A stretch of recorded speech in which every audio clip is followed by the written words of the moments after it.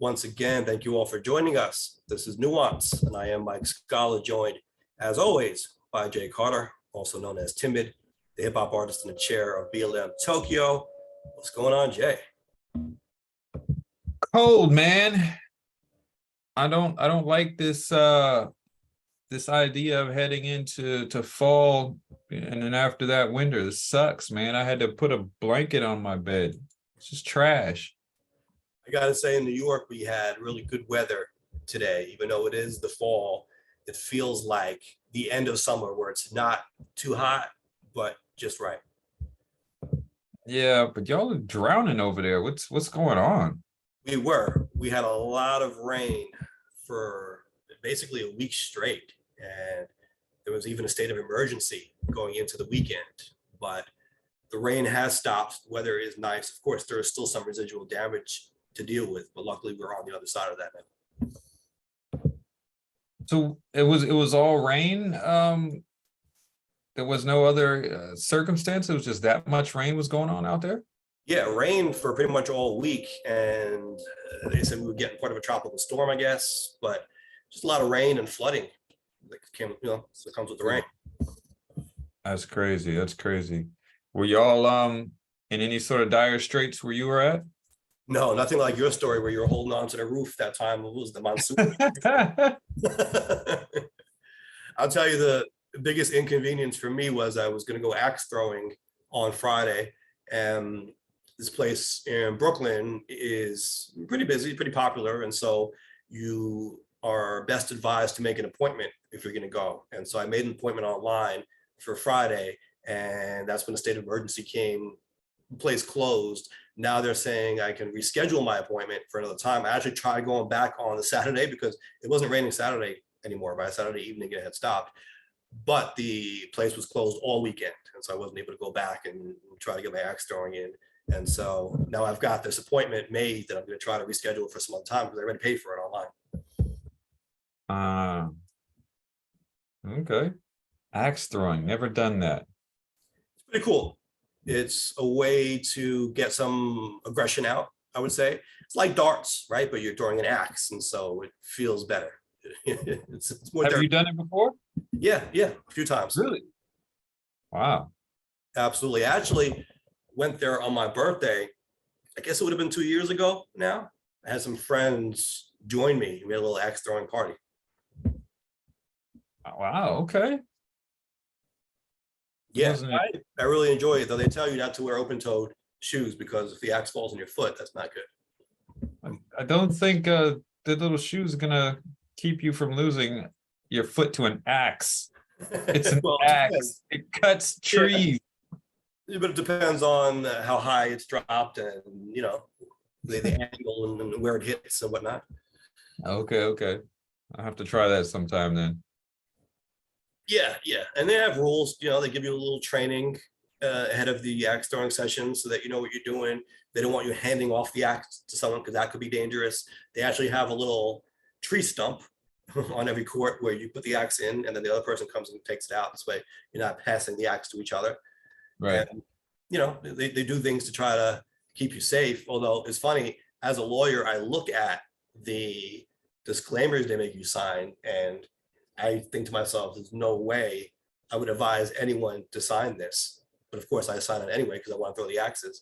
But it's like, really, if you read it, I don't think most people read all of it because people just don't. It's like so much to read. It's like, yeah, scroll to the bottom and sign it, right? But I'm actually sitting there reading it, and it's basically saying, you might die doing this, and there's nothing you can do. Your family can't come after us for a dime. If you die, tough luck, I mean, I would expect that to be what you would sign, though. Yeah. I would expect. Funny. I mean, if you read it, right, you might lose a limb, you might lose a foot, you might lose some fingers. It's not our fault. No matter what, it's never our fault. Yeah, I would expect that. Yeah, I'm kind of surprised that you don't see disclaimers like that at like amusement parks. Like especially like those fairs that pack up and move, like with that go around from town to town. Because there's such a big chance of there's something going wrong, right? Because they're broken, they're set up and broken down so much. There's a big window there. It's not like a Disneyland where like it's always in place. It doesn't move. Right. Well, there is an assumed risk in the law for situations like that. So you don't always need it to be explicitly disclaimed in a contract. Of course, it helps. It helps protect the business or, whoever from liability. But for example, if you go to a baseball game, you're assuming the risk that a ball might be hit your way, right? It's kind of Wait. I didn't agree to that. Wait. If you buy a ticket to a game, you go into the game, you're assuming the risk that, you have to know that. Now they do things to try to keep you safe. Like now they've got netting up, which wasn't always there, but they do things to try to keep people safe. And it doesn't mean that they're shielded from all liability, right? If they do things that are negligent, there still could be a cause of action there. But it means that just because something might happen to you doesn't automatically give you a win over them in court, because you are also assuming at least some of the risk. Right. Okay. Yeah. All right. Yeah. They do things that are negligent. They don't follow the proper standard of care for what they're supposed to be doing. Right. Then you might have a case. But it's funny because reading this axe contract, it's almost one step removed from them being able to literally murder you with the axe and say, but you signed a disclaimer saying you wouldn't hold us liable. Imagine that. Hey, look, you signed it. I'm allowed to chop off your legs. Yeah, that's kind of how it reads. Of course, it's not really that. I mean, there's only so much you can legally disclaim, right? We can mention that. A common thing is you see a sign oftentimes at a car wash, right? We're not responsible for lost items. Yeah. Right. But that doesn't give them the license to go in and actively steal your stuff either. I mean, there is a line there, right? It doesn't mean that they're shielded from all liability in all circumstances. Right. Yeah, no, I get that. To be a reasonable circumstance, but yeah, when you are going there throwing axes, especially when you sign that disclaimer, you are assuming some of the risk. If you drop that axe on your foot, hey, you were warned that could happen, right? Yeah, that makes sense. So anyway, I still want to try it. Yeah, no, you should try it, and really it's a good time. And they're small axes, you throw them, it's nothing really scary. It's really fun. It just, I don't know, there's something about that, about an axe in your hand that just kind of, I guess, gives that image of like masculinity.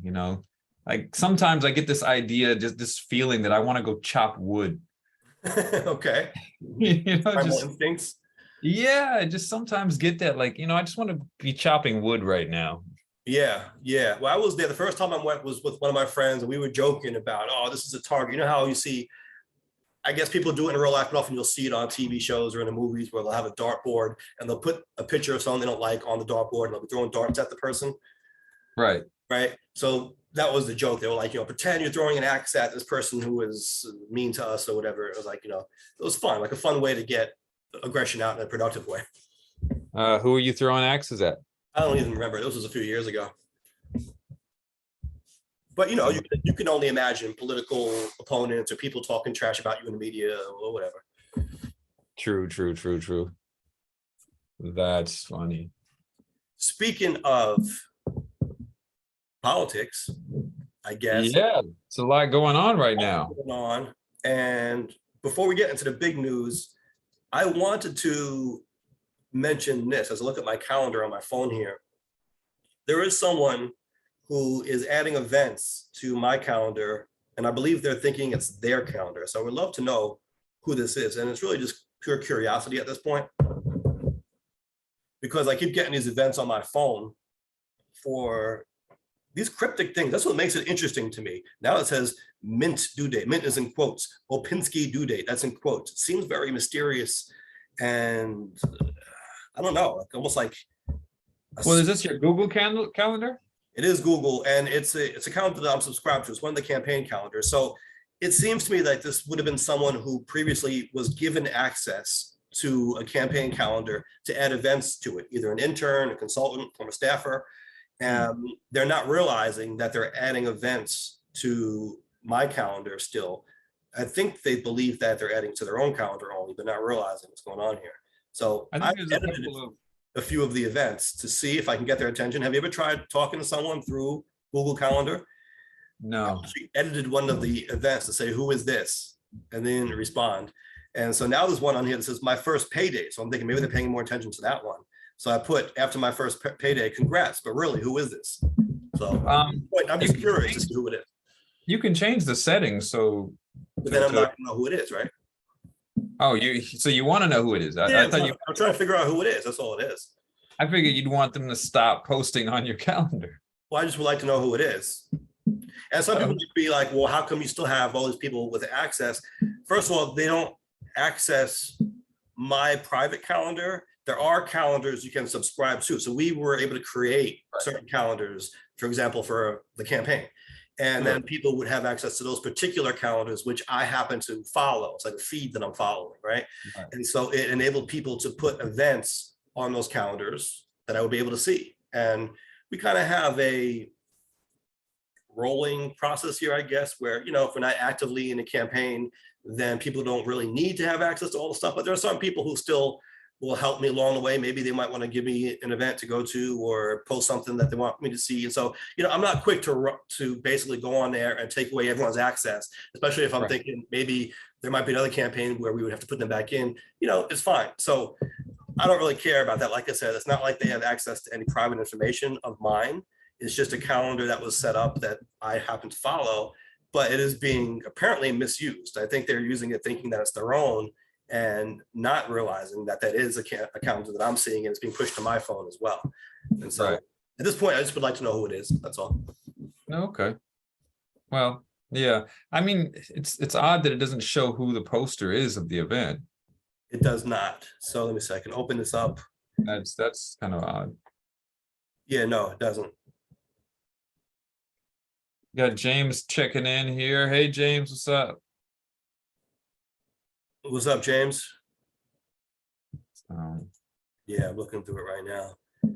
It's just a Scala calendar. And that looks like there are fights. This is why it's interesting. Aside from all these mysterious quote entries, like where they're speaking in code to themselves, it looks like there are fights. At least that's how I'm interpreting this. So there's one that says Makachev v. Oliver, Costa v. Chimaev. Is it a UFC thing? Is it a MMA thing? Is it a boxing thing? I really don't know. no. Maybe it's tennis. I don't know. But there are names in here. There are events that have names of people apparently going against each other in something.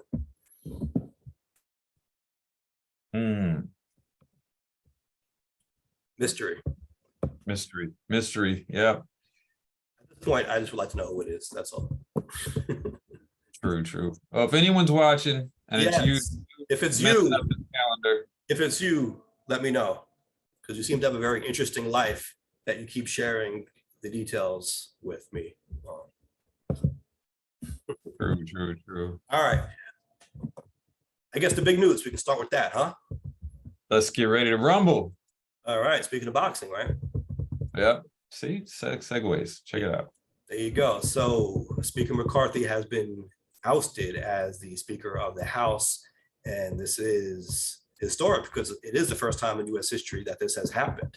And every Democrat in the House voted for it, along with 8 Republicans. And so you put that coalition together and you had enough to remove him as House Speaker for the first time ever. I mean, that's just, I think, a testament to the times that we live in, right? These really are unprecedented times that we find ourselves in. Right.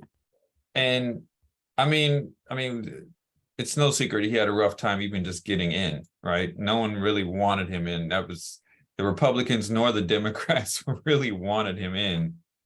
But yeah, it's crazy times. Right. Apparently there was a vote that the speaker, well, former speaker now, was putting up, right? He was trying to get the Congress members to vote on a spending bill or a package of spending bills. And the Congress members complained that there would only be 90 minutes to read all of these bills and cast their votes. They wanted more time and they were not granted more time. And so I think that became a major source of the tension. Of course, the subtext of all this is really a civil war on the Republican side, with more conservative members making certain demands that Mr. McCarthy was not abiding, right? They were, of course, talking about a shutdown of the government over the migrant issue. That was a big part of it. And so part of those demands were more border security and the like. The spending on the war in Ukraine played a role in this. It seems like there were enough Republicans who, like you mentioned, most likely voted against McCarthy in the first place, who were able to get on board with his effort to remove him. I think like, I mean, there's several things to unpack there. Like the whole, I mean, the voting issue part, that should, to me, that shouldn't happen. That's ridiculous that people would play those type of games when we're talking about bills that are going to affect the country. There should be time to debate that. It should be nothing like that should ever be rushed. That the people shouldn't stand for that. So that's an issue. I think with this ouster, the way that it's happened with the Democrats being in solidarity, like they were, against him even getting in, being in solidarity with the vote, those Republicans that didn't want him in either can step back and not vote, even if they want to, and then they can blame Democrats, even though they might have wanted to. You know what I mean? Like they get a pass on this. You're saying there are enough representatives to vote against him that not everyone needs to join that. There are some who can just take a step back and not vote because he's going to be right. And so then they don't have to step out there and be a part of it. And then they can still hold on to their line of anti-Democrat rhetoric or not agreeing with anything the Democrats do, and then still be like, oh yeah, we're Republicans, but even though secretly they wanted him out too. Right. You know what I mean? It's interesting though, because the Republicans who voted with the Democrats on this were mostly the more extremist Republicans, right? The ones who are unabashedly on the far right and really are further apart politically or ideologically from the Democrats than most of the Republicans, right? So politics makes strange bedfellows, right? Because these are the far right Republicans who are saying the speaker in effect is too moderate for them, and they're going to actually team up with the Democrats to get rid of him. So isn't that kind of ironic, I guess, in a sense, that these are the Republicans who are really, really, really Republican in a sense, right? They're really conservative, but they're the ones who are teaming with the Democrats instead of the more moderate Republicans who ideologically would be closer to the Democrats. Yeah, but I do get it though, because if he was trying to be more moderate or at least appear so, and they're very extremist, they would have wanted someone that's going to be out there and be as extreme as them. So they're probably unhappy with it. And their interest is not pragmatism. Their interest is being ideologues, right? Right. And so I think, I mean, he is an extremist in his own right. But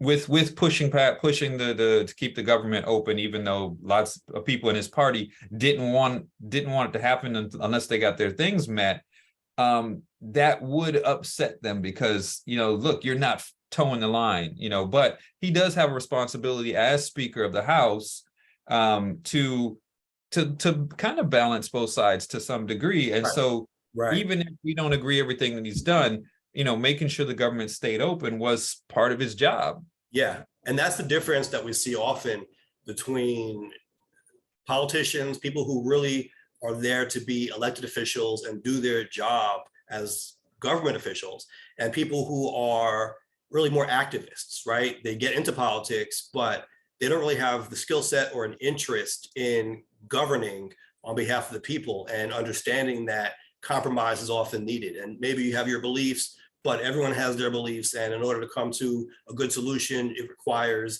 conceding some points, not all points, but working with people, because it's a legislative body. You're not one person controlling all this. You're working with hundreds of others.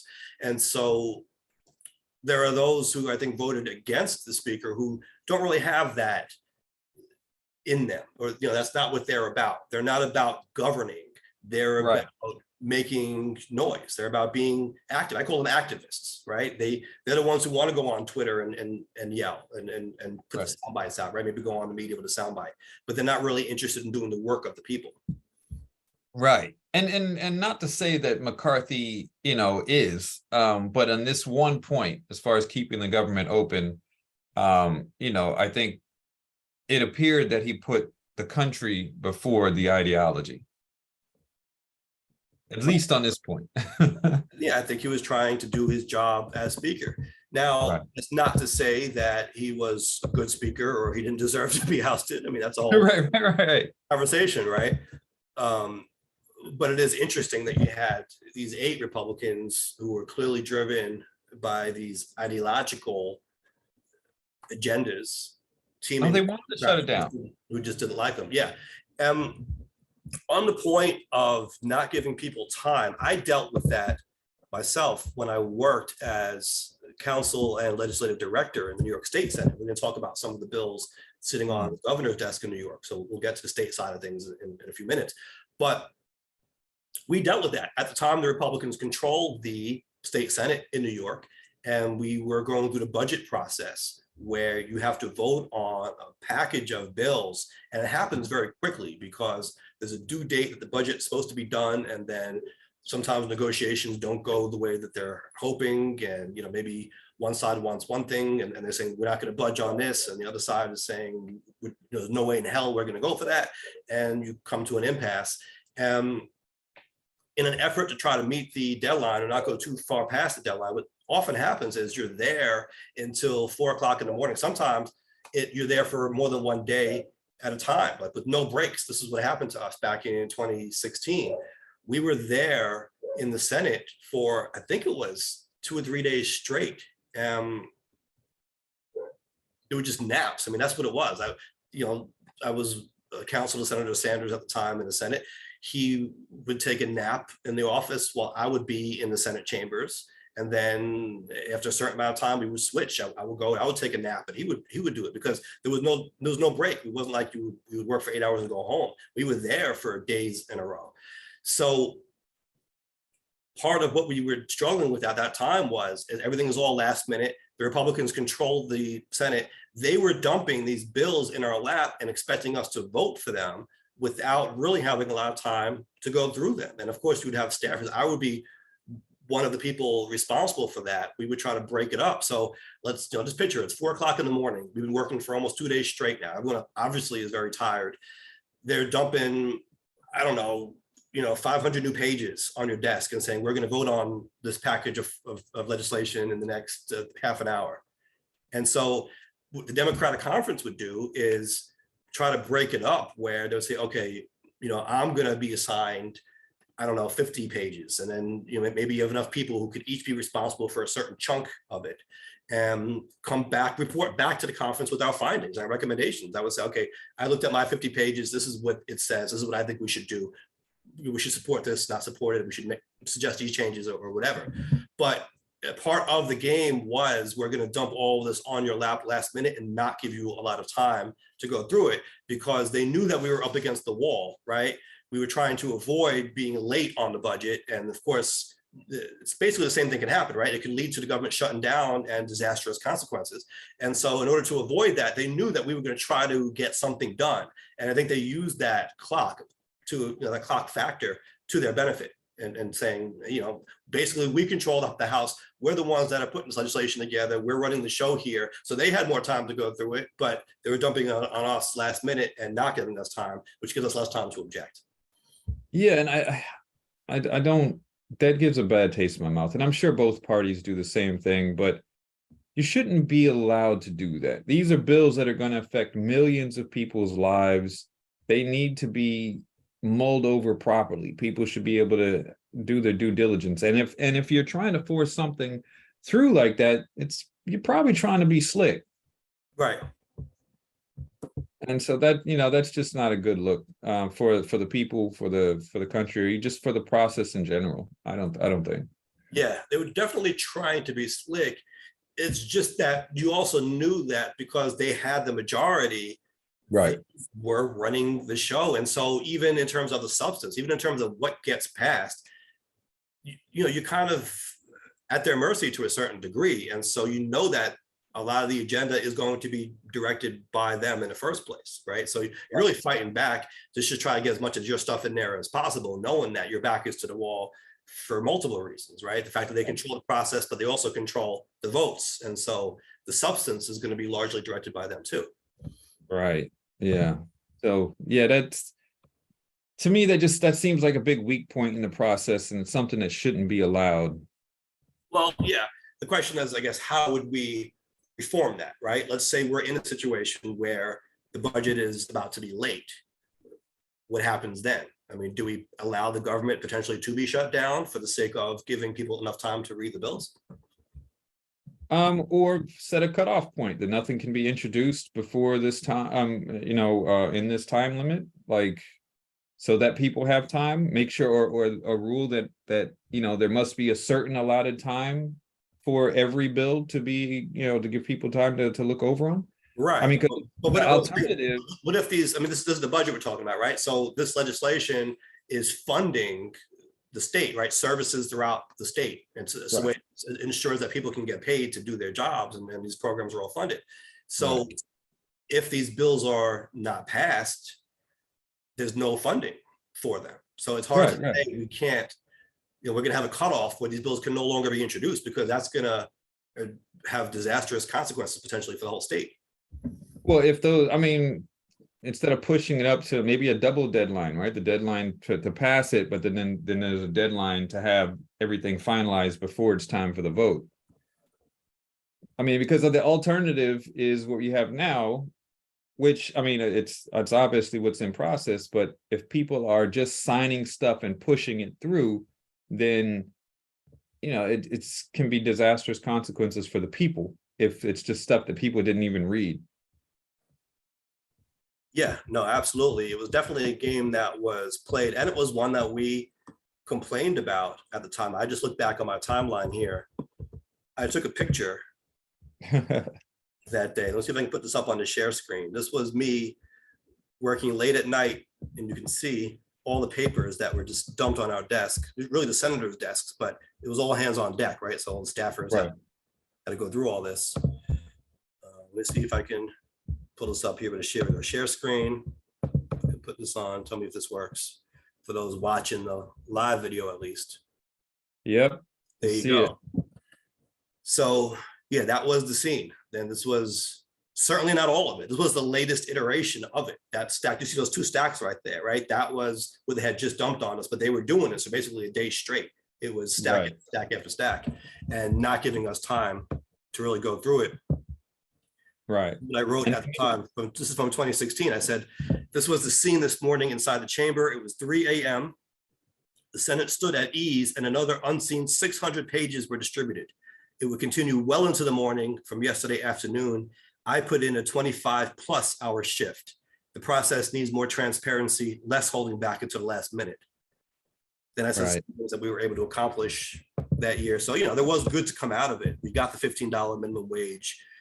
Tipped restaurant workers were afforded at least 2/3 of minimum wage at that time, 12 weeks of paid family leave, middle-class tax relief, and so forth. So there was a lot that we were able to get in as the Democratic conference. Now, these were initiatives that the Republicans largely were fighting against, but throughout those negotiations, we were able to get a lot of our stuff in. And that's actually impressive, given the fact that the Democrats were the minority party at the time. So we were doing all this work, like I said, with our backs to the wall. That has changed, right? So now the Democrats do control the Senate, and they control the Assembly. And so they can get a lot more done without facing this kind of opposition. Though I'm sure the Republicans are now complaining that the Democrats are pulling some of these tricks. Right. Yeah. So, yeah, it's crazy. Well, I mean, I guess from here, as far as, McCarthy and what happened, so they're going to have to move to replace him. Right. He is still apparently running. So I think he's going to try to get back in. I think so. I mean, at least at this point, right? We'll see what ends up happening. I'm seeing many establishment Republicans saying that they are supporting him as long as he's still running. Now, there's no timeline for when the House has to vote. There is going to be a temporary or acting Speaker of the House who would take his place. I believe that was a Speaker pro tempore, they call that. But he was someone who was put there by McCarthy right?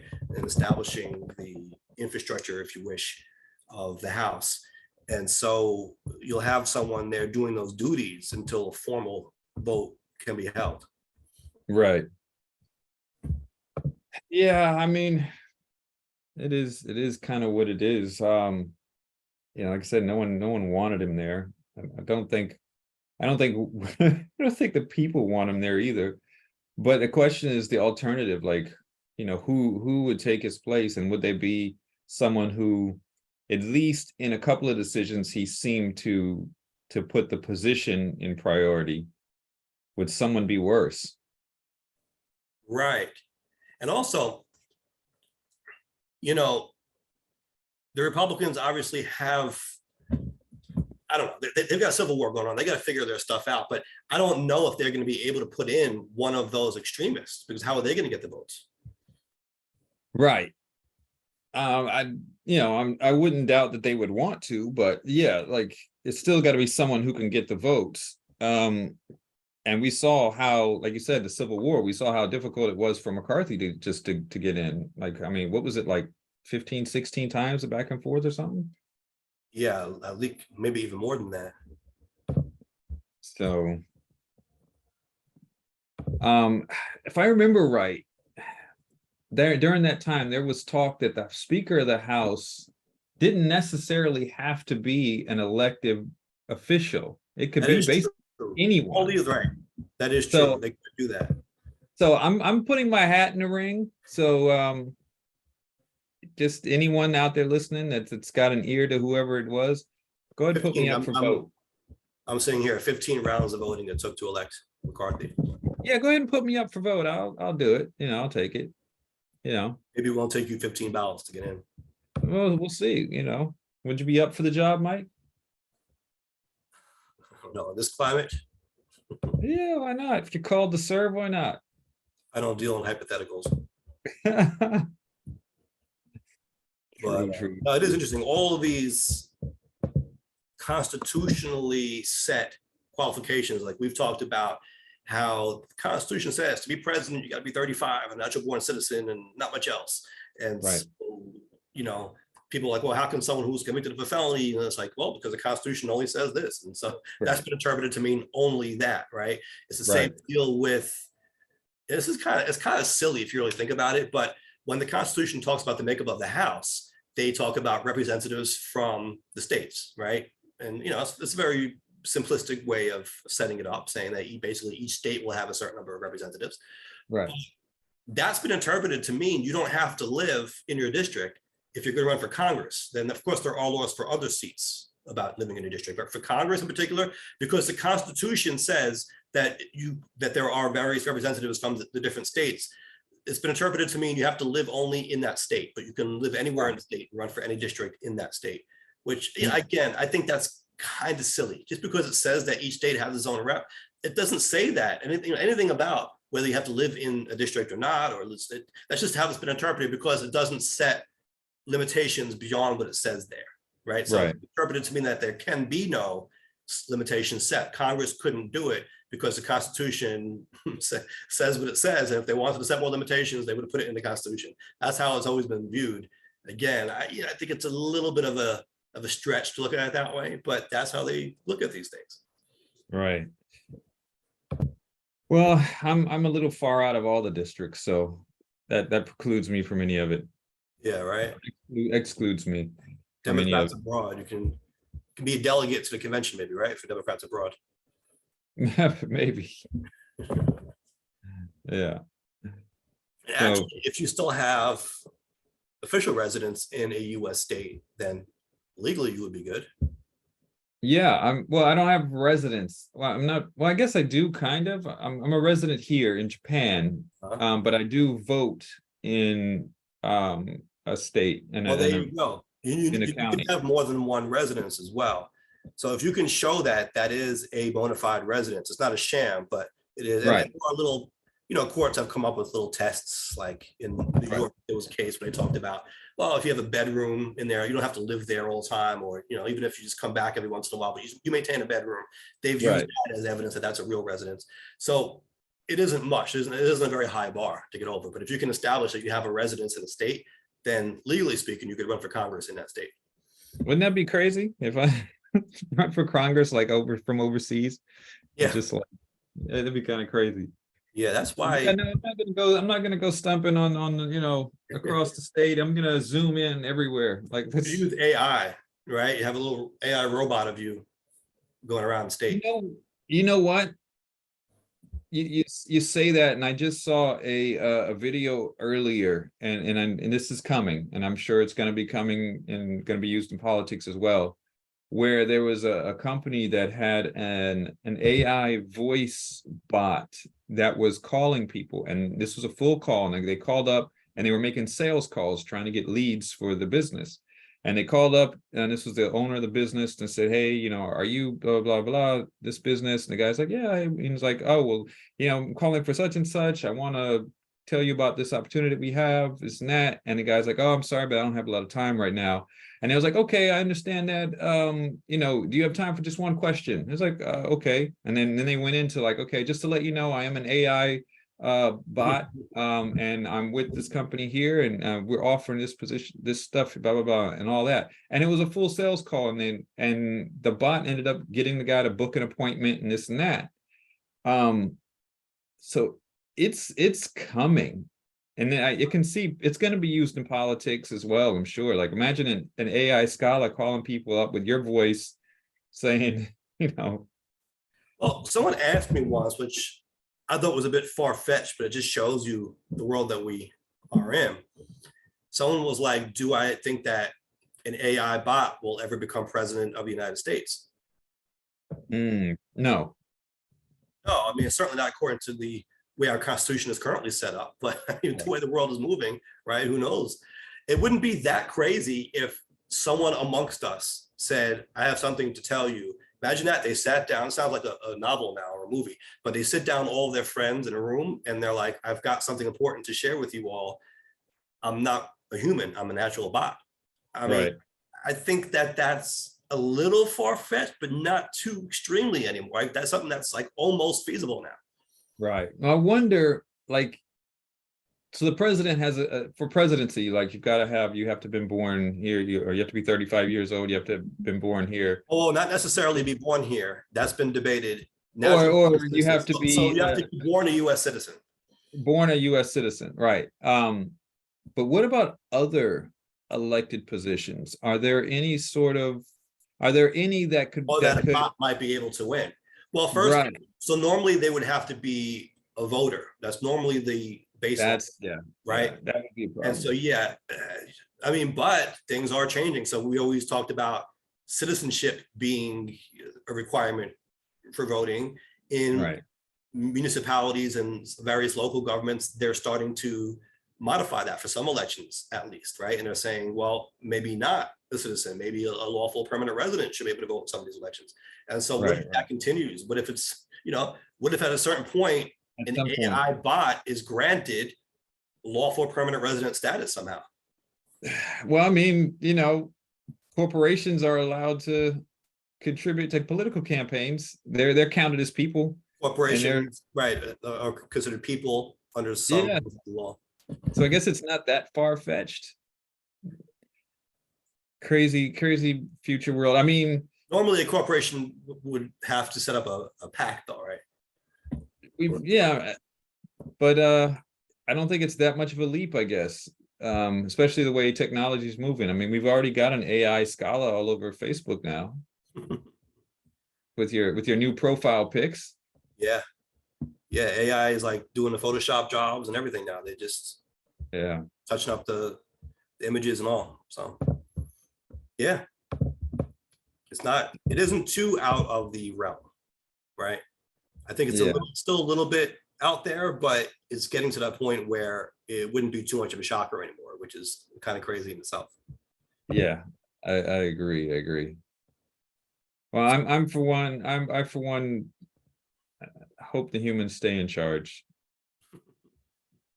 Even though we probably have been the most destructive force on the planet. So maybe bots make a better choice.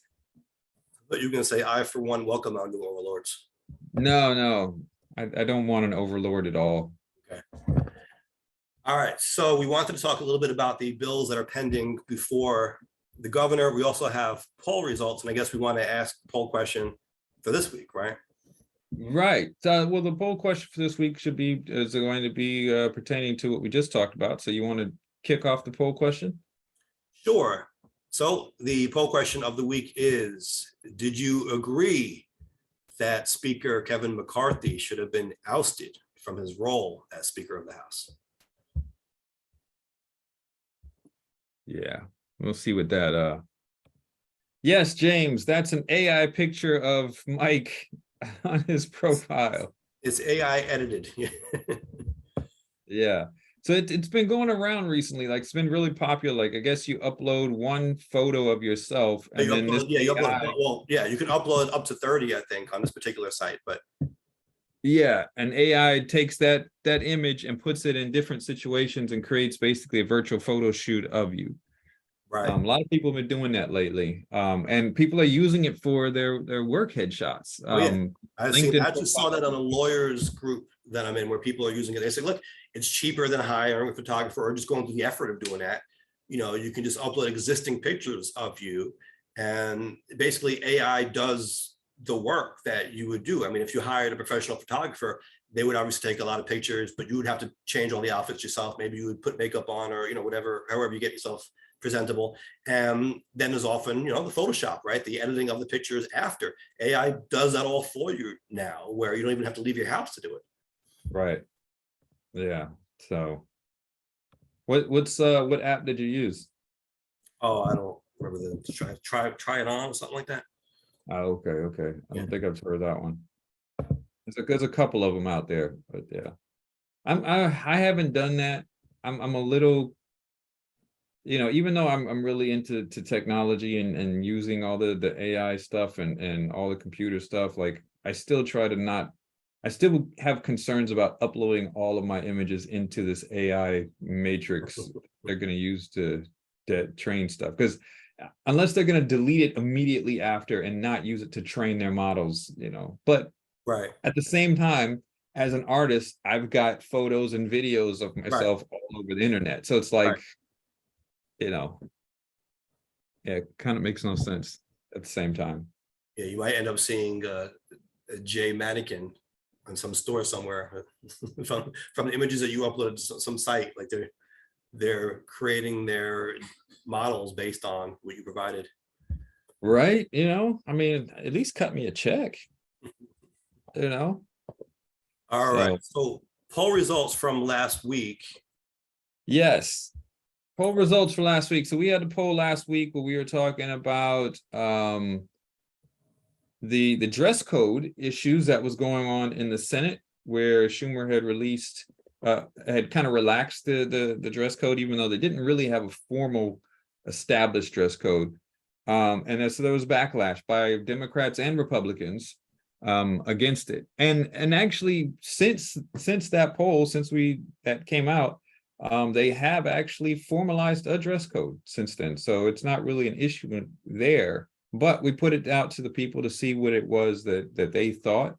What is the new formal dress code? Are they making Fetterman wear a suit?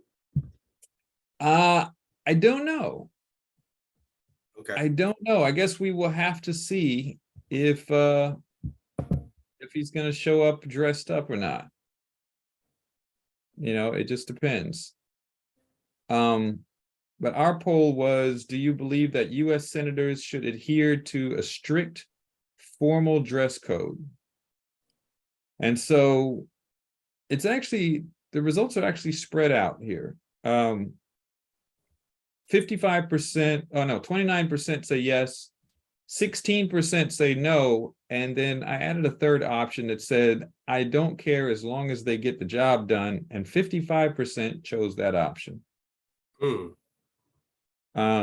that's really no, there shouldn't be a dress code. Right. So we got a couple of comments here. Yeah, one person said we'll talk about what Fetterman is wearing when these pins are gone, and it was a picture of that automatic rifle pin that some of those extremists are wearing. Someone said dress codes evolve. If not, senators would still be wearing knee breeches and powdered wigs. Yeah. There's kind of a That's point more there. custom, right? Was that ever a requirement that they wear that? I don't know if that was a specific dress code, but that was how a lot of them dressed. Right. But I guess what he's saying is we're moving away from the suits and the ties, and if Fetterman's going to wear a sweatshirt and shorts, then maybe he's going to start a trend, and that's just how people are going to start dressing. I don't know. This guy is saying that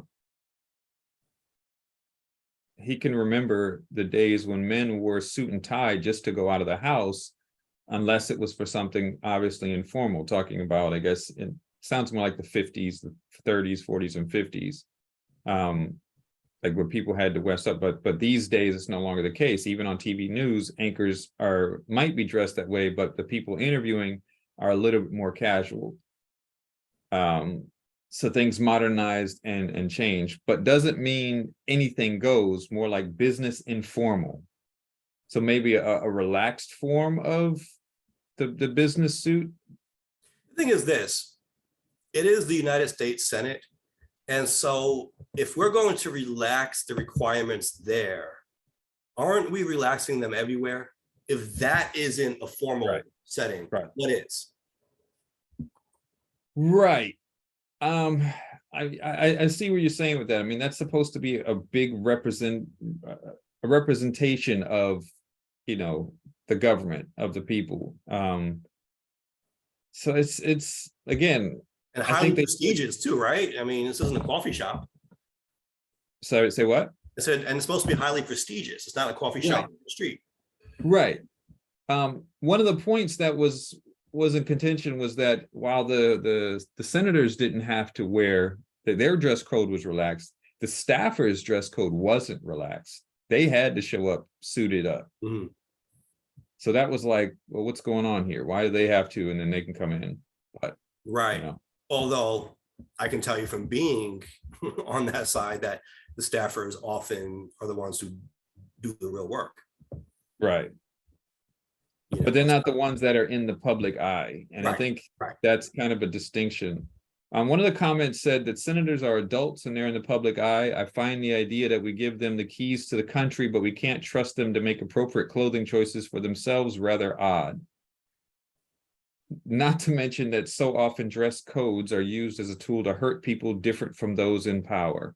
And it's funny because when we talked about dress codes in the context of schools, I was very much against them, right? Right. And much for those reasons that were articulated there. Right. But I feel a little bit differently when we're talking about the Senate. Now, this person says we can't trust them to make appropriate dress choices for themselves, but are we saying that any way that they dress is appropriate? I mean, is it appropriate to show up in a sweatshirt and shorts? Right. When you're voting on, like, the needs of like 10 million people for something, like it's. I mean, on the one hand, you can make the intellectual argument that it shouldn't matter, right?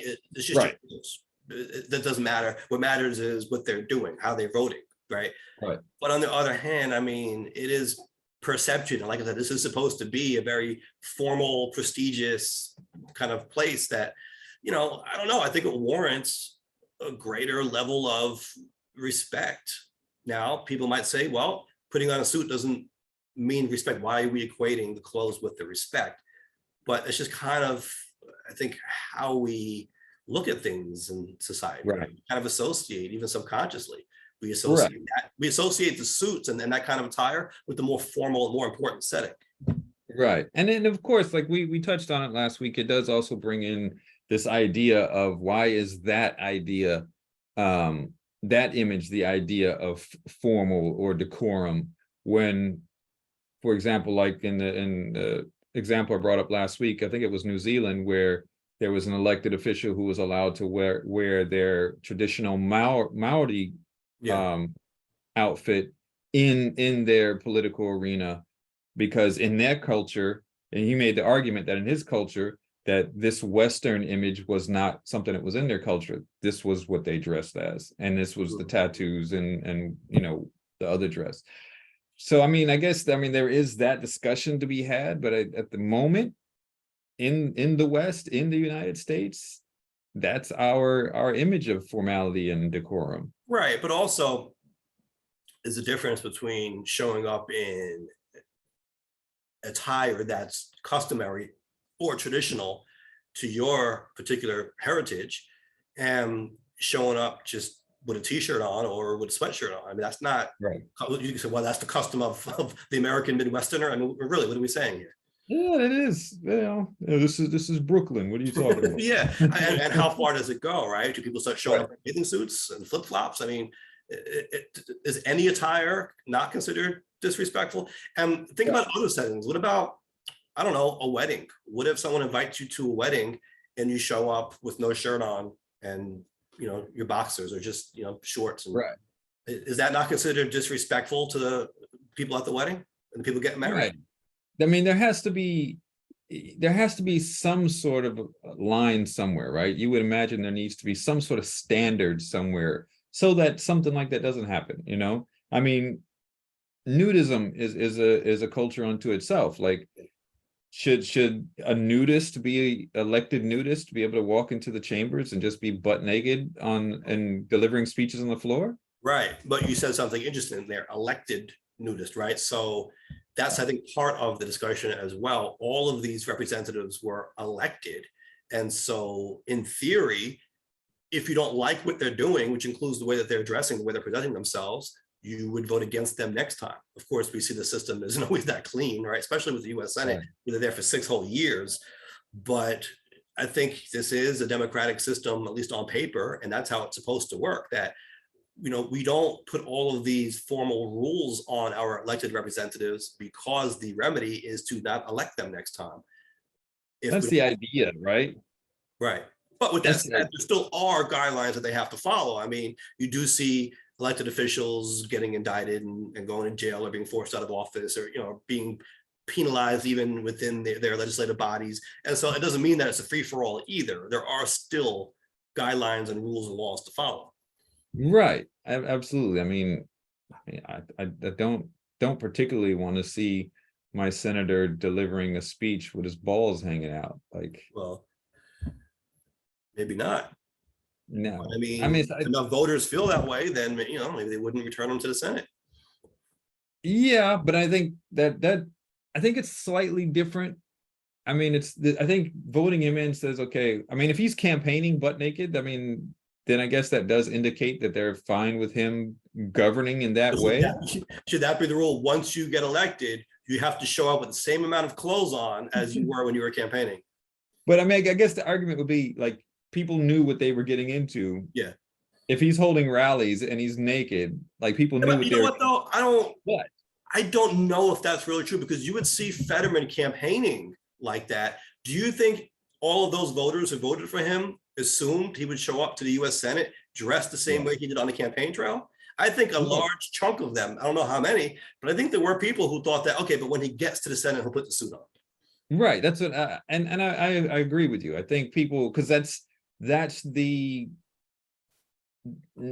dress code of the job, basically, right? That's what we look at too when we look at this body and these people. Like they're wearing suits or business attire, something that we consider fitting of that environment. So yeah. You know, and when you're campaigning, you might not be at a formal spot, right? You know, Sure. For example, here on the Rockaways, you might be on the boardwalk. You're not going to be walking up and down the boardwalk with a suit on all the time.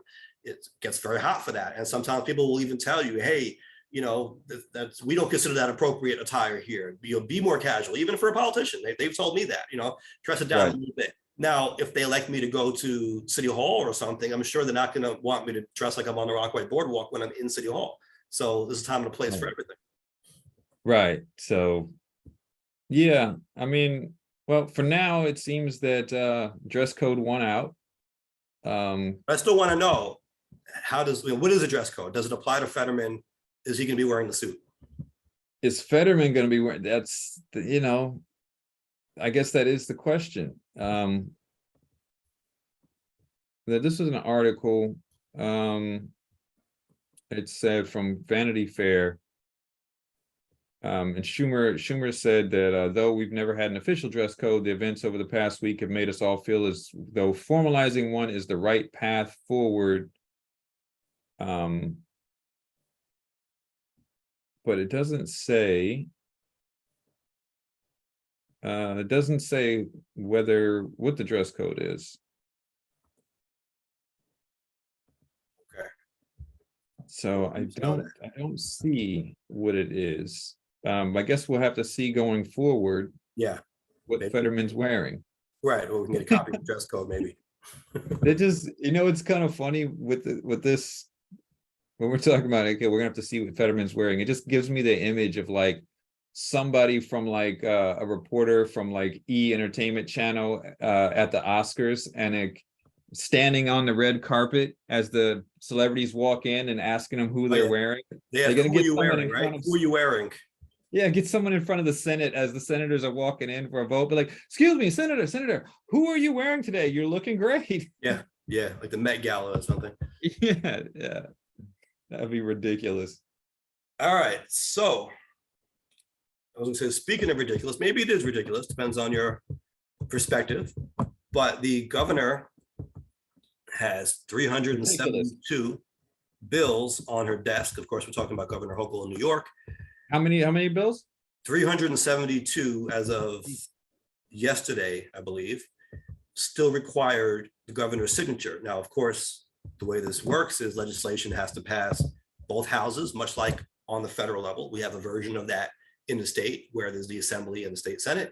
The same bill has to pass both houses. If it does, it goes to the governor's desk where she can sign it or veto it or not do anything, which is called a pocket veto. But we're now in that phase because the session officially ends in June. So between June and January, there is no legislative session, but the governor is now sitting with all these bills on her desk and she's going through them, signing some into law and not others. And so we've got 372 as of yesterday still requiring her signature. And we thought we would look at some of them to see whether we think the governor should sign them or not. Mm-hmm. So, all right, here we go. One of them is called the Clean Slate Act, and this would seal the criminal records of most New Yorkers after a certain number of years upon completing their sentences, provided they stay out of trouble. We talked about this on the show once before. Yeah, we did. I think we were in favor of at least what was being presented at the time. Right, and I think we even did a poll about this, and I think most people agreed. Right, yeah. Yeah, I mean, I think we should be trying to set people up for success instead of like anchoring them to things that maybe they, if they've paid their time to society, depending of course on what it is, and move forward. Yeah, and I would like to see the language of the final bill that had before I could say if I would sign it as governor, but I do like the intent here. Right. Yeah. So if it's the same as what we discussed before, and of course, like you said, the language, the final language, but yeah, in general, it sounds like something that's positive. So this was controversial, probably more controversial than the last, the Reparations Commission. Now, this would establish a commission to study the historical and lasting impacts slavery has had on Black New Yorkers and potential reparations for the legacy of slavery. So this is just a study at this point to, I guess, look at how it might look, right? Because people talk about this idea of reparations, but there are different concepts of how you might implement it. And so this would take a look at that in more detail. But at least from the thing here, it just kind of says that they're looking into how it impacted. Didn't say anything about and potential reparations. Yeah. And potential reparations. Yeah. I'm for it. I'm definitely for it because the effects are still going on. It's not just something that was in the past. So, right. Someone said to me recently that they were against the idea of reparations, because when you give people free money, they're not going to want to work. I think that's a reductive view of the concept. And I think it depends on how this is implemented. But my retort was, well, that's not really fair, because if you, for example, give someone money to start a business, that's not holding anyone back economically. That's not disincentivizing work. That's actually doing the opposite. That's actually spurring economic activity and making it easier for people to access our economy, right? And so, when you're dealing with people who have been historically and still, as you mentioned, to this day, are feeling the effects of that and are still faced with active discrimination, being shut out of these opportunities enjoyed by others. I think it's a matter really of trying to level the playing field and giving people the same opportunities that have been enjoyed by the rest of us, which is good for the economy, right? It's giving more people access to that economy. I don't think categorically you can say that keeps people out of the workforce, so discourages people from working, right? Of course, everything depends on what you're doing and how you're doing it, but that's why these things are looked at and studied. Sure, and for sure, some people maybe. I mean, if they're given money, they may not want to. If things are taken care of, I think there has to be.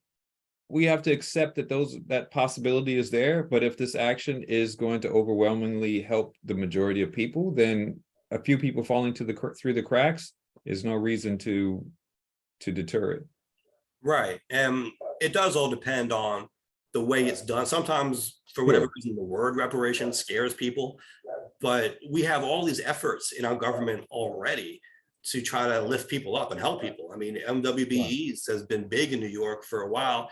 Not really too controversial. Of course, there are people who oppose it, and I'm sure many Republicans would like to undo it, but it's not something that you see people really up in arms about to that degree. It doesn't get that same kind of ire.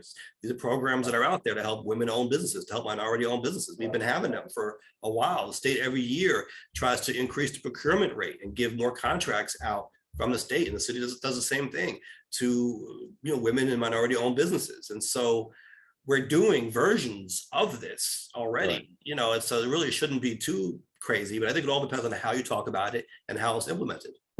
The problem, and there's an issue with it right now. We're talking about extremists, and we did talk about the canceling of affirmative action, and the person behind that, since that decision at the Supreme Court, he's been kind of on a tear, and he's a lawyer, and he's been on a tear challenging all these different places. He's threatening universities, saying if they don't comply. One of the more recent things that he's doing now is he's going after a fund that was set up, and I believe it was in Atlanta, that was aimed at helping Black women who was disproportionately low on the funding scale, helping them get funding for businesses and that. And he's using that decision to go after that, saying this is discrimination, it's not fair. And so their activities have been halted, and he's vowed that he's going to do this wherever he can. So that those things for helping minorities and women-owned businesses could be something that come into his sights. Right. There could be trickle-down effects from that Supreme Court decision. Right. Maybe undo this affirmative action in schools. Now let's see where else we can take it.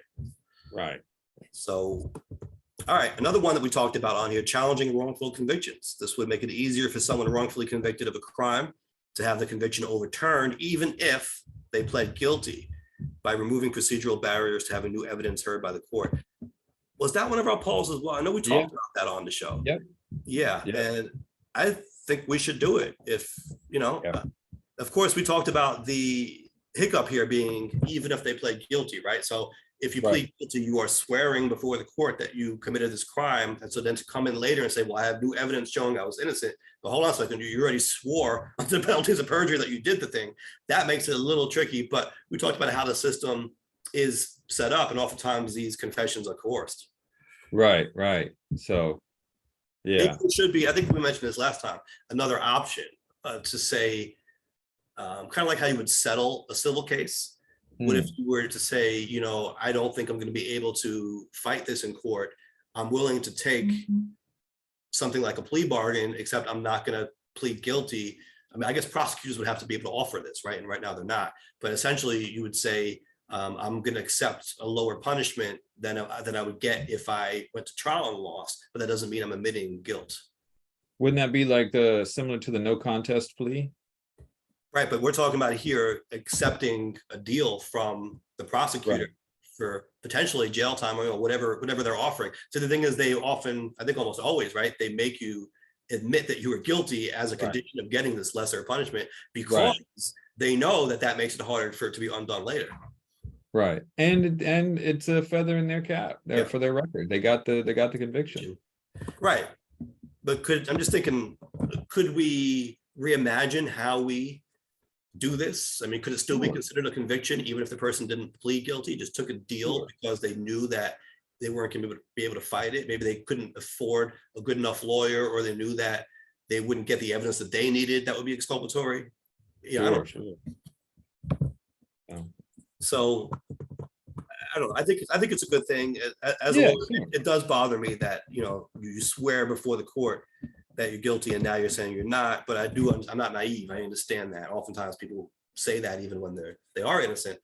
It's just tricky, right? Because I do civil cases and I do use that against people if they swear one thing on their papers and then they come out later and say something contrary to that. I'm like, this guy's not telling a consistent story. How can the court take him seriously? He's changing his story. He swore under oath this was true, and now he's saying the opposite. And you're listening to what he's saying. I mean, he's basically he lacks all credibility at this point. So I do that as a lawyer, right? So I understand the analog on the criminal side.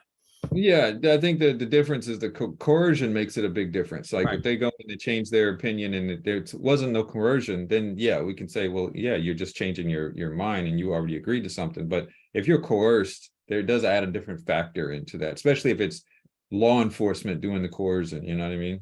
Yeah, but then you also have to ask how many of these are coercions, how many are people who really were guilty and swore they were guilty, but now think they have new evidence that can challenge that for whatever reason. And maybe their evidence that they have isn't even good, and maybe they're just going to be trying to reopen their case because now they're sitting in prison with nothing else to do and they're just trying to keep fighting it, right? So something to be considerate of. All right, less controversial, Diwali holiday, sponsored by Assemblymember Jennifer Rajkumar, State Senator Joe Adabo. Legislation would establish Diwali as a public school holiday in New York City. I think absolutely the governor should sign that one. Yeah, I mean, there are other religious holidays that are set as public school holidays. So I don't see the issue there. I mean, this is one that the community has been fighting for a very long time. Even back when I was working in the Senate, there were bills every year, some would pass in one house, not the other house. So this is a real opportunity now to get it done. Now, is that as a public school holiday, is that a day off of school type of holiday, or just saying this is a holiday? No, it will be a day off. Okay, all right. Even year elections. So that's interesting. The bill would move most town, village, and county elections outside of New York City. So that's important, to even numbered years. And so this is probably a cost saving measure, because when you have elections every year, it costs the local governments money, right, to print all the ballots and conduct the elections. So what they're saying is they want to have them on even years, because even years is the congressional elections. Those are the bigger elections. Presidential ones are even years, even though it's every 4 years, not every 2 years. It's always an even year. And so if they're conducting these elections anyway, it's less money to have the smaller local ones on the same day as the bigger ones. Right. Yeah, I don't know enough about that to know whether that's good or it's not. Right. I think generally it's a good thing, but you have to look out if it's going to cost elections. Like, what if, for example, this is just spitballing, but what if there was a seat that came up every year, and now they're saying, well, you can't do it every year anymore. It's got to be a 2-year term. Maybe you want to do a term, and just little wrinkles like that you want to keep an eye on. Yeah, that does make an issue there, and it does note here that there was a little bit of there was controversy over this because of the degree of change that it would entail. So again, that would make some significant differences. Right. Well, one thing that could happen, even if it's, let's say, a 2-year term, and right now it's every odd numbered year, right? So 2023, 25, 27 go. All right, what if you're changing it to an even number year? And so it's still gonna be a 2-year term, let's say, but it requires them to campaign again now after only 1 year. So they got elected in 23. Normally it would come up again in 25, but because of this new law, they got to do it again in 24. So they only get the 1 year instead of the 2 years. Right. And that could be part of the issue. In New York City, this wouldn't apply to New York City. In New York City, there are many odd year elections, right? The mayor's race, city council races, these all happen on odd years. Then you have district leader races, which vary by county. Even that's a little bit messy, but we certainly have elections every year in New York City. Right. Okay, LLC transparency. Legislation would define limited liability company beneficiaries and require those beneficiaries' disclosure as a means to combat anonymous corporate ownership, like when an LLC owns rental properties. That's really interesting. Yeah. Because we do run into this a lot. In fact, I was just looking at it. I got a call from a reporter about the Eric Ulrich indictment, believe it or not, and who's asking me about something he saw in there. And it was the same type of situation where there was a property that was subject to the indictment. Apparently there's some conversation was happening about this one particular property, and the reporter was looking into who owned it and the transactions, the history of it, and found only LLCs. So when you see an LLC, and it could be, like let's say this is somewhere in Rockaway, and the LLC just says, Rockaway Boardwalk LLC, and it looks like it was set up just for this transaction to hide who the players were. Right. And I mean, that transparency could be beneficial, especially when we're looking at a time right now with short-term rentals and just the rise of flipping properties or investing in properties, where a lot of companies are buying up a lot of residential homes that are kind of shutting people out from buying homes themselves so that they can, make rental properties for income. Right. There's also something called the LLC loophole in the context of election or campaign contributions, where if there was a limit on the amount of money that a single contributor could give to a campaign, they would sometimes try to get around that by opening up multiple LLCs and having each LLC spend money or give money. And so you look up these LLCs and there wouldn't be a lot of publicly available information about who was behind them, but sometimes you would see them registered to the same address. Like let's say there's one guy who's trying to help a campaign. He already gave his $5,000 or whatever it is to the campaign. And now you see all of a sudden 100 LLCs registered at his address where he lives. And each of those LLCs is now spending money. So it's a way to try to get around the campaign finance laws. Well, I mean, the easiest way to do that is to make sure that companies can't do that, can't give to companies. Right. And of course, there are laws like that you mentioned, right? Like, for example, in New York City, corporations, LLCs cannot give money directly to campaigns. Right. And okay, raising the age to use ATVs. Oh, that's interesting. Licensure for athletic trainers. Oh, that's interesting. It would add athletic trainers to the list of mandatory reporters of child abuse. That seems important. Interesting. Online accessibility. Legislation would require state agencies to update their websites' accessibility features to adhere to the most current best practices approved by the World Wide Web Consortium. I don't know. I don't really know what that's about. Adding accessibility features, maybe ability to increase the size of the font for people who have vision impairments, ability to change the colors for people, again, vision impairments. Right.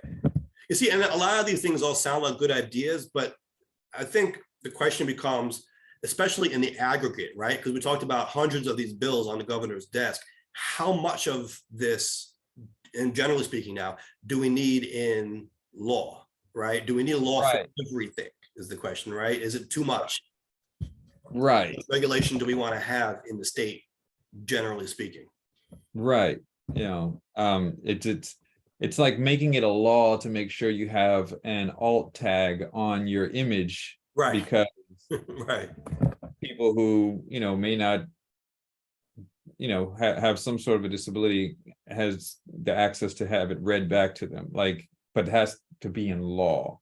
Right. How much do we really want to legislate, especially when we do have more general principles in the law that could give way to liability, right? Like there's just negligence, and negligence looks at the standard of care that's owed to a person. And the test is always, well, what is customary in that field? And so, Right. if you run any kind of business and everyone in the business does it a certain way, but you don't do that. You don't take the same precautions that everyone else does. Well, you don't need an actual law saying that you must do that. If you're Right. not following the standard protocol of that business or of that field or whatever you're doing, then you Right. can be held negligent, right? Because you're not treating the person that you're dealing with the ordinary standard of care that would be expected in that situation. So not everything needs to be an official law for you to have liability. You could sue someone for doing something wrong to you, even if the law doesn't say that, they must tuck in their shirt this way. Like it doesn't have to be that defined, right? They could just be doing something Right. out of the ordinary that violates your rights in some way, and they could be held liable for that. Right. Yeah. I think part of it has to do with our system and how it's set up. I mean, elected officials go in and they're expected to make laws, right? And it adds to their record. It adds to what they run and stand on. So you're going to end up with people pushing laws that just are not necessary because they need Right. to do. Or right, and I dealt with that a little bit also. It's like, you get to the Senate and okay, now give me 70 laws by next week or whatever. I'm like, 70 laws, where am I? Whatever. Yeah, it was like there was a lot that I was supposed to do in a short amount of time, and you Yeah. do start to reach a little bit. I mean, of course, a lot of it is good ideas, but then it shouldn't be a matter of we're going to pass a law just because we want to pass more laws. You should be passing Right. something you think needs to be a law, and in some cases, Right. you should be repealing laws. So I agree. I think that's, is there a specific office or body that goes through and just reviews all the laws that are on the books to put oh, up for appeal? it's funny though. There was someone, and usually these are conservatives. There were people who approached me, the senator in Albany, and their whole mission was to undo. They called it the red tape, but basically the regulations that New York has. They had a number, 50,000 or whatever it was. There are all these regulations, and they were saying that it's just way too much, it's too burdensome, and it's crazy. And so what they were proposing was basically a clean slate every number of years, where every regulation that we had on the books would expire and have to be passed again. And That would it be can be so much. dangerous. It can be dangerous, right? Because what if there's something that's very important and then you try to pass it and there's gridlock in the Capitol and you can't get it passed, Right. and now you don't have this important regulation. But they also wanted to go through all of them with a fine-tuned comb and see which ones needed to be pulled out. And I think we were a little bit more amenable to that idea. All right, well, let's review the ones that we have as opposed to just starting from scratch.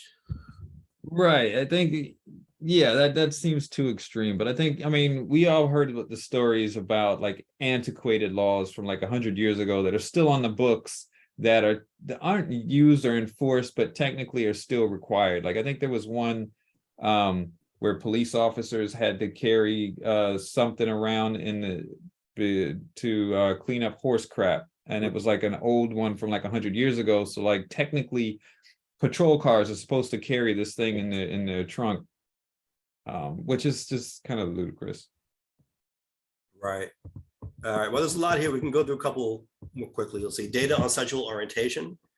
This bill would require any state agency, commission, or board that currently collects demographic information on ethnicity to also collect information on sexual orientation and gender identity. I don't like that. I don't think that's, I think it's too personal. I understand what the motivation is behind it. The groups that are pushed, I would imagine the groups pushing for this, one, they're equating their sexual orientation and gender to the same as their ethnicity, and they want people to respect their gender identity choices. Right. And also they're looking at it in terms of diversity, right? If you're collecting demographic information to make sure that your bodies are sufficiently diverse when it comes to race, they would want them to also be sufficiently diverse when it comes to gender identity. Essentially. Right. I don't equate the two. One, I think the sexual orientation, I don't think whether someone's gay, straight, LGBT, whatever, should be part of that collection. Like the government doesn't need to know what your orientation is, right? I think it's a privacy violation there. I think it's a little bit of reach too far into people's personal lives.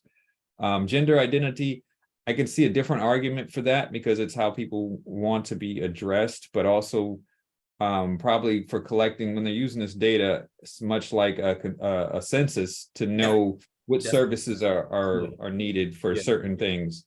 But yeah, Also, I would be wary of that though, to see how much money, let's say, should be allocated for services that will help trans folks or people who are gay. Maybe there are certain things that they're looking for in the budget, and this would basically be able to justify that based on the numbers that it provides. I think there's a better argument for that for gender identity than one for sexual orientation. Okay. And then but the issue with the gender identity is that the whole premise of it is that it's malleable, right? It can change. People can say this week that this is their identity. Next week, it's a different identity. And so your data that you're going to get is not going to be always reliable, right? Do you think that much? I mean, I don't know what the variance would be on that, but if people identify as one gender now, you think 6 months later, a year later, a lot of that is going to change? It's possible. That's at least the argument from what I have read and seen is that it's whatever you decide. And I guess also, to be fair, it's also before someone comes out as that, right? So like, let's say they're born. Well, that would be orientation though. The gender identity. Not orientation. I'm not talking about that. I'm saying, let's say they haven't come out as trans yet. So like they're still living their life the way that they were born. So they change after they embrace their true gender identity, right? That they feel that they, whatever gender they feel they are. Right. Well, I think with trans, it's a little bit more of a commitment in a lot of ways, depending on how far you go. Like if you don't go ahead and go with the surgery, but I'm thinking some of the other options like non-binary or male, female, not male, female, man, woman, these things that you could just change on a whim. If you're trans, there's a little bit more that you have to put into that, right? If you're going to go for the full surgery and whatnot, where some of these can just be. Yeah, I hear what you're saying, but is it not still valuable to know as of now? I mean, it could change, but that's why you keep doing these surveys, to know as of now what these numbers look like. There could be some value in that. Absolutely. I don't know if it should be. I'm a little wary of including some of the stuff on there. I think it's a little, it's a little much. Although we do include sex on some of these things as far as demographic information. To be honest, I don't know. I hear what you're saying, that it does often feel like an overreach, even when you go, I don't know, to the doctor. I mean, I guess the doctor is more important, they have it, but certain places you go and they're asking all of these personal questions and you're thinking, why do I need to tell you all of this personal stuff? Yeah. Not really relevant. I know you're just collecting data or what have you, but it does feel like a little intrusive, like a little bit of an invasion of privacy. Right.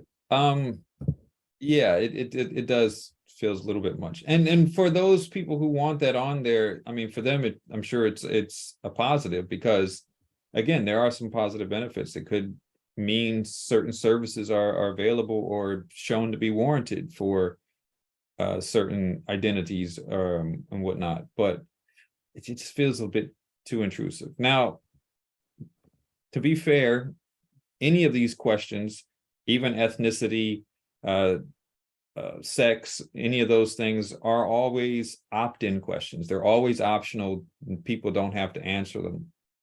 So I guess there could be no harm, no foul in that regard. Right. But this would require, again, it's like more red tape, if you want to call it that. It would require them to collect that information. So not that the people necessarily have to give it up, but the agencies would have the burden of going out there and at least asking for it. Or they could just, I would imagine that the way it would be implemented would it just be like another line on the form, right? Yeah, so they're already asking for ethnicity. They're already asking now you got ethnicity, you've got whether or not you have a disability, you've got whether or not you are a veteran, you've got your sex, So this would be just adding, I guess, another line on here, gender identity, and if you go Right. for sexual orientation, that as well. But Maybe there should be language clarifying that you don't have to provide this information if you don't want to. well, it always does.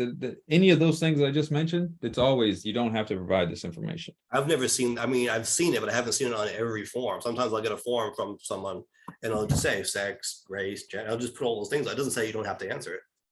There's always an option that says that these are optional.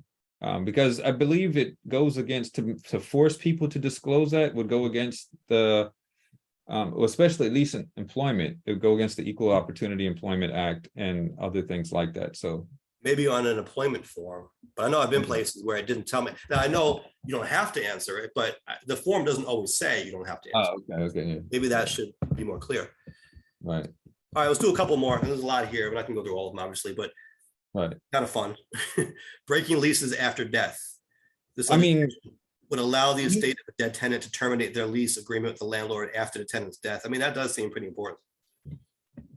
but I mean, the lease is already broken technically. Like, you need a law? For that? Well, no, but the thing is that their estate would still be on the hook for all of their contracts. It's very odd, but that happens, right? The estate inherits essentially everything from the deceased. Hmm. So yeah, it does seem like common sense, right? Their successors didn't agree to lease this property. Why should they still be on the hook? But And from a landlord, I mean, it's you know, it's like a landlord-tenant battle, right? From a landlord's point of view, they don't want to be screwed by the person dying and them not being able to get the rent that they were promised. Yeah, but I mean, the person died. There's nothing you can Yeah. do. Like, the person that they're related to is not responsible for paying that rent or whatnot. Even Like, legally speaking, they are responsible for their burdens and it's ridiculous. It should, in my opinion, it shouldn't be. Like, I don't want the responsibility of whatever my sister's like committed to. Like, how do I know what she's committed to? right. But are you going to be? I guess it depends on if she has children. I mean, there's all like lines of succession and all, right? But you might not be her estate. But all right. Right, but I mean, just saying, like, for example, like, you've got significant student loans, right? If you're not able to pay those off, will they be able to come after your children or your wife for those? And I mean, you took those loans out, right? You went to Right. school. That was Right. something that you agreed to. It shouldn't spread. Like, the fact that people die is just kind of a chance you take. Well, when it comes to renting an apartment, what if the successors are still able to occupy that apartment? Then they keep paying the rent. Sure. That's what I'm saying. So it's not just the burden that continues, it's also the benefit, right?